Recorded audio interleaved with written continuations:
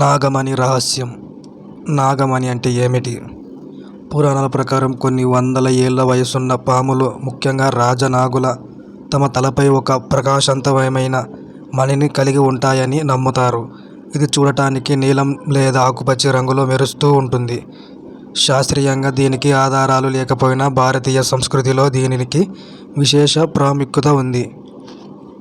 జానపద కథల ప్రకారం నాగమణిని పొందడం చాలా కష్టమైన మరియు ప్రమాదకరమైనవి. పాము తన నోటి నుండి మణిని బయటకు తీసి తన ఎత్తున్న పర్వతం లేదా కొండ కానీ గడ్డ కానీ పెట్టి వెన్నెల వెలుగులో ఆడుకుంటుందని చెబుతారు. ఆ సమయంలో పాముకు తెలియకుండా మణిపై ఆవు పేడను వేసి దాన్ని కప్పేయాలి. మణి కాంతి కనిపించకపోవడంతో పాము అమోయంలో పడి అక్కడి నుండి వెళ్ళిపోతుంది లేదా ప్రాణత్యాగం చేస్తుంది. అప్పుడు ఆ మణిని తీసుకోవచ్చని కథలు చెబుతున్నాయి.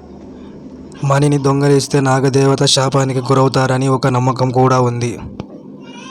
నాగమణి ఎలా తీసుకోవాలో చెప్పుకున్నాం కదా. నాగమణి వల్ల మనకి కలిగే లాభాలు ఏంటో నెక్స్ట్ వీడియోలో చెప్పుకుందాం. ఇలాంటి వీడియోలు కావాలంటే మన ఛానల్ని సబ్స్క్రైబ్ చేసుకోండి, లైక్ చేయండి, షేర్ చేయండి, కామెంట్ చేయండి.